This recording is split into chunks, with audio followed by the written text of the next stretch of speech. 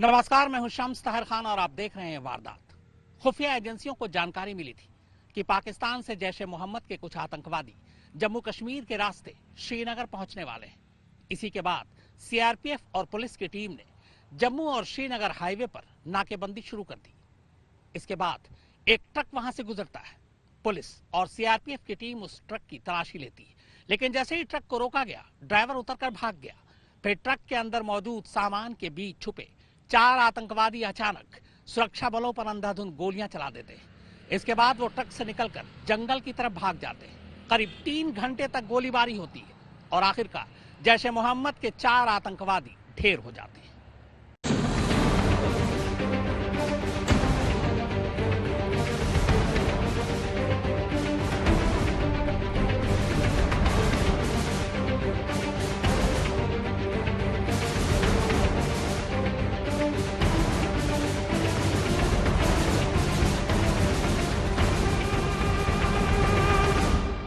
कहते हैं चोर चोरी से जाए मगर हेरा फेरी से न जाए।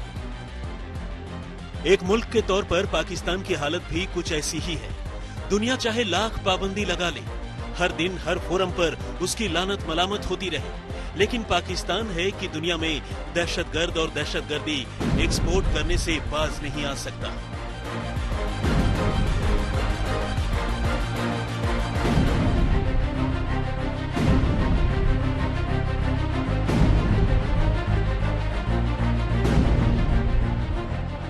जम्मू कश्मीर के नगरोटा में गुरुवार को जो कुछ हुआ वो इसी बात का सबूत है। दहशत के सौदागर भारत में घुसकर कश्मीर की शांत फिजाओं में बारूद खोलना चाहते थे। मजहब के नाम पर बेगुनाहों के खून से जिहाद लिखना चाहते थे, लेकिन इससे पहले कि वो अपने मंसूबों में कामयाब हो पाते, भारत के जांबाज जवानों ने उन्हें एक ही झटके में पिस्सुओं की तरह मसल दिया। जैश ए मोहम्मद के ये चारों के चारों आतंकी पाकिस्तान के रहने वाले थे और किसी बड़ी वारदात को अंजाम देने के इरादे से हिंदुस्तान की सीमा में घुस आए।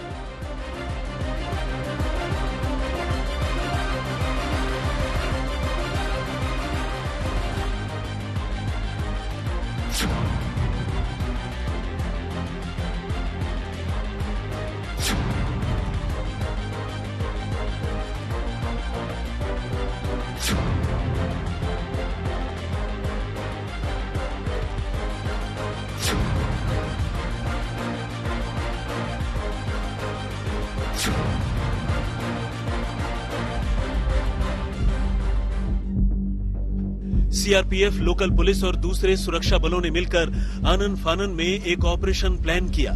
इसके तहत जम्मू श्रीनगर हाईवे की नाकेबंदी की गई। सुरक्षा बलों को इस बात की पहले ही खबर मिल चुकी थी कि बुजदिल आतंकी एक ट्रक में छुपे बैठे हैं, लिहाजा तमाम दूसरे वाहनों के साथ साथ सड़क से गुजर रहे ट्रकों पर सुरक्षा बलों की खास निगाह थी। और जैसे ही आतंकियों की ट्रक नाके के करीब पहुंचा, सुरक्षा बलों ने उसे चेकिंग के लिए रोक लिया। लेकिन इससे पहले कि चेकिंग शुरू हो पाती, ट्रक में बैठे आतंकियों ने सुरक्षा बलों पर ही ग्रेनेड से हमला कर दिया। बस फिर क्या था, जवानों ने ट्रकों को चारों ओर से घेरकर इतनी फायरिंग की कि सब धुआं धुआं हो गया। पहले तो कुछ देर तक आतंकियों ने भी सुरक्षा बलों से उलझने की गलती की, लेकिन फिर अपनी गलती का एहसास करने के लिए वो जिंदा ही नहीं बचे।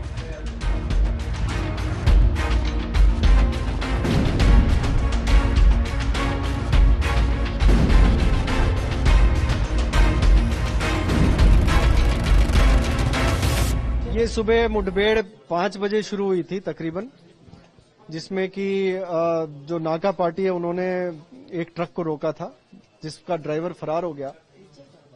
और जब ये ट्रक की तलाश शुरू हुई तो अंदर से हमारे ऊपर फायर आया।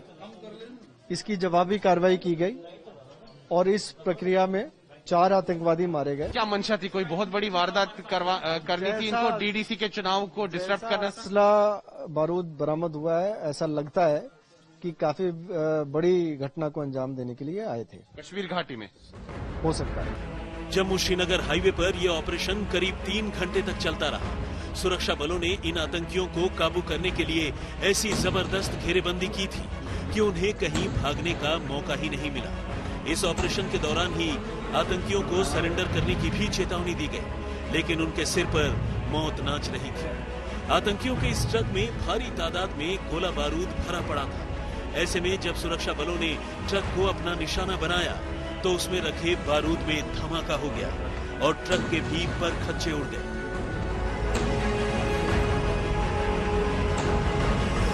देखिए कि यहाँ पर क्षति कितनी हुई है। ये बन टोल प्लाजा के पास ये एक सुरक्षा बलों की एक यहाँ पर चौकी है। आप देख सकते हैं कि स्प्लिंटर मार्क्स कितने लगे हुए हैं इस दीवार पर।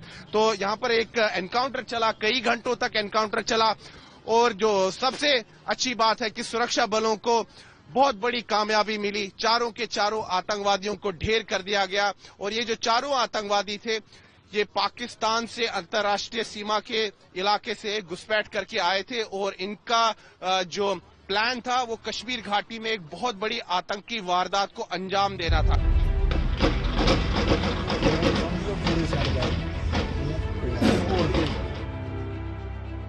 इस ऑपरेशन के दौरान आतंकियों के पास से सुरक्षा बलों ने 11 AK-47 राइफल, 49 हैंड ग्रेनेड और 3 पिस्टल भी बरामद किए।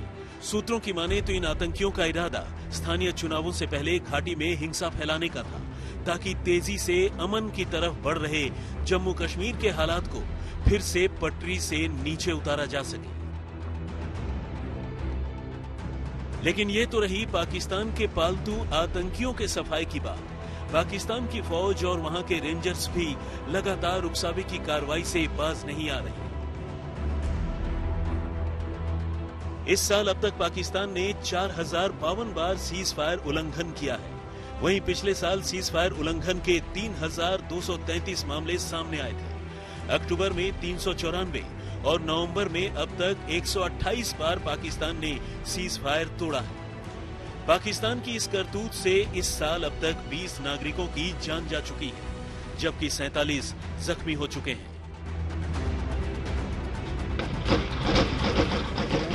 गुरुवार की सुबह हुई इस कार्रवाई में हमारे जवानों ने 4 आतंकियों को तो मार गिराया, लेकिन आतंकियों का ट्रक ड्राइवर फरार होने में कामयाब रहा। ऐसे में अब उसकी तलाश में सुरक्षा बलों ने घाटी का चप्पा चप्पा छानना शुरू कर दिया है। उन्हें उम्मीद है कि जल्द ही वो गद्दार भी उनके कब्जे में होगा और एक एक कर अपने खूनी राज उगलने लगेगा। नगरोटा में सुनील जी भट्ट के साथ आज तक ब्यूरो।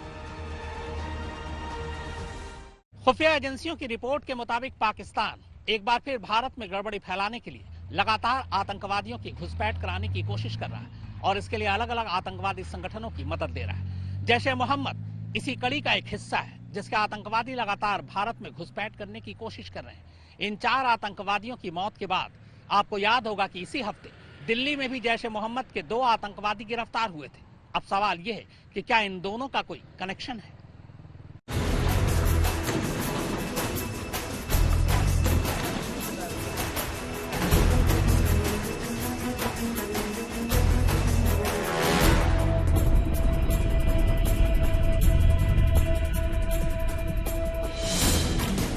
नगरोटा में मारे गए 4 आतंकियों की पूरी जन्म कुंडली का खुलासा होना तो अभी बाकी है, लेकिन अब तक की तफ्तीश में इतना साफ हो चुका है कि उनका ताल्लुक पाकिस्तान से था और 4 के 4 आतंकी संगठन जैश ए मोहम्मद से जुड़े हुए थे।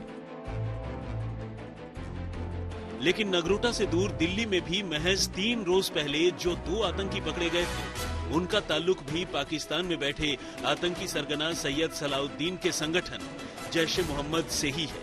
ऐसे में सवाल उठना लाजमी है कि आखिर नगरोटा में मारे गए आतंकियों का दिल्ली कनेक्शन क्या है। सवाल ये भी है कि दिल्ली में पकड़े गए आतंकियों का पूरा प्लान क्या था और घाटी में मारे गए आतंकियों की इस प्लान में क्या भूमिका थी। क्या घाटी में मारे गए आतंकियों को सिर्फ वहां होने वाले जिला विकास परिषद के चुनाव के दौरान खून खराबे के इरादे से भेजा गया था, या फिर कश्मीर से बाहर दिल्ली में भी वो किसी साजिश को अंजाम देना चाहते थे? फिलहाल सुरक्षा एजेंसियां इन सारे सवालों के जवाब तलाशने में जुटी हैं। So recently 2 terrorists were arrested in New Delhi. Is this particular incident related to that? These terrorists had some links with those terrorists? As of now, we don't have any confirmation of any linkage with those 2 terrorists. We are investigating. Delhi में सोमवार की रात special cell ने सराय काले खां के millennium park के पास 2 आतंकियों को धर दबोचा था। इनमें से एक की पहचान 22 साल के अब्दुल लतीफ मीर के तौर पर हुई और दूसरे की 20 साल के अशरफ खटाना के तौर पर। पुलिस की माने तो इन दोनों का ताल्लुक जैश से है और दोनों ही जम्मू कश्मीर के रहने वाले हैं। पुलिस की छानबीन में पता चला है कि जैश के ये दोनों आतंकी जिहाद नाम से एक व्हाट्सएप ग्रुप चला रहे थे। दोनों के फोन की जांच की गई तो इस व्हाट्सएप ग्रुप का खुलासा हुआ, जिसमें दिल्ली का एक शख्स भी मेंबर था। मतलब साफ है कि दिल्ली का रहने वाला वो तीसरा संदिग्ध जैश आतंकियों की मदद कर रहा था। दिल्ली वाले शख्स की लोकेशन कई बार बांग्लादेश बॉर्डर और यूपी के देवबंद में भी मिली है। अब तक की पूछताछ में दोनों आतंकियों से कई अहम खुलासे हुए हैं और उनसे हुई पूछताछ के बिना पर फिलहाल दिल्ली पुलिस की स्पेशल सेल उनके दिल्ली वाले मेंबर के साथ साथ कश्मीर में 4 और लोगों की तलाश कर रही है। सूत्रों की माने तो पाकिस्तान में बैठे अपने हैंडलर के इशारे पर ये आतंकी दिल्ली में बड़ा हमला करने की साजिश रच रहे थे। इनका प्लान पीओके जाने का भी था, लेकिन इससे पहले ही दोनों दबोच लिए गए। अब चूंकि नगरोटा में भी जैश से जुड़े आतंकी मारे गए हैं, पुलिस समेत तमाम एजेंसियां ये पता लगाने में जुटी हैं कि दोनों के बीच कैसा कनेक्शन था। वैसे घाटी में हुए ऑपरेशन को लेकर सुरक्षा एजेंसियों ने साफ किया है कि इन आतंकियों का इरादा वहां होने वाले जिला परिषद चुनाव के दौरान गड़बड़ी फैलाने का था। जम्मू कश्मीर में 8 चरणों में डीडीसी, पंचायत और नगर निकाय उपचुनाव होने जा रहे हैं। पहले चरण में 28 नवंबर को मतदान होने वाले हैं। अंतिम चरण का मतदान 19 दिसंबर को है। सूत्रों की माने तो पाकिस्तान इस चुनावी प्रक्रिया में खलल डालकर ये संदेश देना चाहता है कि घाटी में सब कुछ ठीक नहीं है।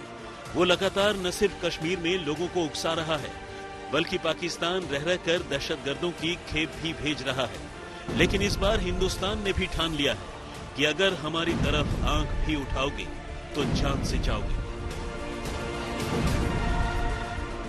दिल्ली से अरविंद ओझा के साथ सुनील जी भट्ट, नगरोटा, आज तक।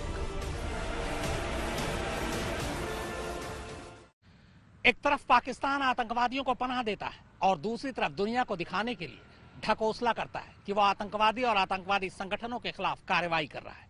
लश्कर के सरगना हाफिज सईद को पाकिस्तान की एक अदालत ने 10.5 साल की सजा सुनाई है, आतंकवादी गतिविधियां चलाने के इल्जाम में।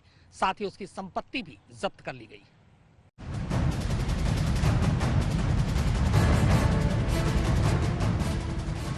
आखिर वो दिन आ ही गया जिसका दुनिया के तमाम अमन पसंद लोगों को शिद्दत से इंतजार था। मोस्ट वांटेड ग्लोबल आतंकी हाफिज सईद को पाकिस्तान की अदालत ने 10.5 साल की सजा सुना दी। अब यह हाफिज सईद के साथ पाकिस्तानी हुक्मरानों का फ्रेंडली मैच है या फिर सचमुच पाकिस्तान अपनी गलती सुधार रहा है, ये कह पाना फिलहाल मुश्किल है। लेकिन जिस तरह हाफिज की सजा पर पाकिस्तानी मीडिया गमजदा दिख रही है, उससे उसकी नीयत का पता चलता है। ये जंग जारी है, मोदी इंशाअल्लाह हम ये जंग लड़ेंगे और इंशाअल्लाह ये जंग हम कश्मीर में भी जीतेंगे। एक वक्त ऐसा था जब पाकिस्तानी सरकार और फौज हाफिज सईद को अपना मेंटर मानती थी, लेकिन अब वही उसे आतंकवादी मानने को मजबूर हो गई है। वरना ज्यादा पुरानी बात नहीं है जब खुद इमरान सरकार दुनिया के इस मोस्ट वांटेड आतंकवादी को हर तरह से बचाने पर तुली हुई थी। इंशाअल्लाह कोई माई का लाल, जब तक हम असेंबली में और तहरीक इंसाफ है, हाफिज सईद साहब को तो छोड़े, जो पाकिस्तान के लिए हक और कलमे हक का साथ देगा हम उसका साथ देंगे। वैसे जो इमरान सरकार हाफिज सईद जैसे आतंकवादियों पर ईमान रखती आई है, उसी इमरान सरकार ने पिछले 1.5 साल से अपने प्यारे हाफिज सईद को जेल में डाल रखा है। उसकी भी अलग कहानी है। फरवरी 2019 में एफएटीएफ से फटकार लगने के बाद पाकिस्तान सरकार ने हाफिज सईद के आतंकी संगठन लश्कर-ए-तैयबा, जमात-उद-दावा और फलाह-ए-इंसानियत फाउंडेशन पर बैन लगा दिया था। इसके बाद जुलाई 2019 में हाफिज सईद को पाकिस्तान के काउंटर टेररिज्म डिपार्टमेंट यानी सीटीडी ने गिरफ्तार कर लिया। तभी से हाफिज सईद लाहौर की जेल में बंद है। सईद के खिलाफ पूरे पाकिस्तान में टेरर फाइनेंसिंग, मनी लॉन्ड्रिंग और जमीन पर अवैध कब्जों के करीब 29 केस दर्ज हैं। टेरर फंडिंग के 2 मामलों में उसे इस साल फरवरी में 11 साल की कैद की सजा सुनाई गई थी और अब टेरर फंडिंग के ही एक और मामले में उसे और उसके साथियों को 10 साल कैद की सजा सुनाई गई है। अभी पिछले दिनों एफएटीएफ ने पाकिस्तान को आखिरी मौका दिया था। फरवरी 2021 तक पाकिस्तान को टेरर फंडिंग के खिलाफ एक्शन लेने का टाइम दिया गया और ये चेतावनी दी गई अगर उसने ऐसा नहीं किया तो उसे ब्लैकलिस्ट कर दिया जाएगा। जाहिर है हाफिज सईद के खिलाफ उसका एक्शन लेना आतंकवाद के खिलाफ असल में पाकिस्तान की लड़ाई नहीं बल्कि मजबूरी है। आज तक ब्यूरो। तो वारदात में फिलहाल इतना ही।